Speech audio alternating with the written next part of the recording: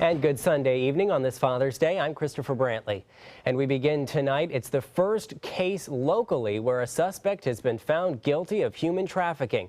But could this case encourage other victims to come forward? ABC 7's Kate Flexter is here and has the story. Kate?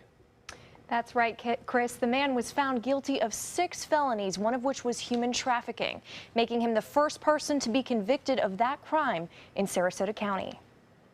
It was last November when 22-year-old Ronald McBride III began coaching and grooming the victim on how to trade her body for drugs and money, a relationship that quickly became abusive. He became violent with increasing violence over the time period that he was essentially pimping this particular victim out. The victim told police she had to give all the money she made to McBride because, quote, "he owns me." She was not out there on her own, doing this on her own free will.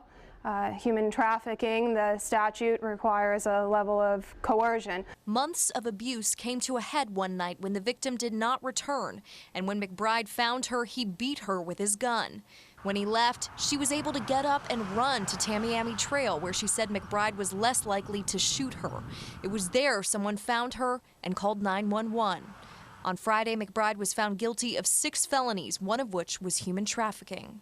It was scary, and she was extremely brave. The president and CEO of the nonprofit Selah Freedom says this case is crucial in the fight against human trafficking.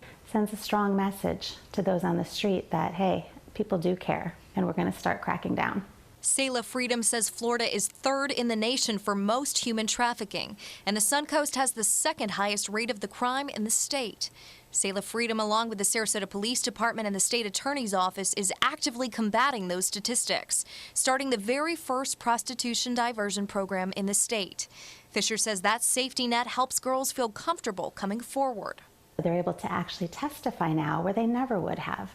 And I think it is a landmark case in positioning us as a leader in this movement, because this girl knows she did it because she had the safety of being protected, so she could use her voice.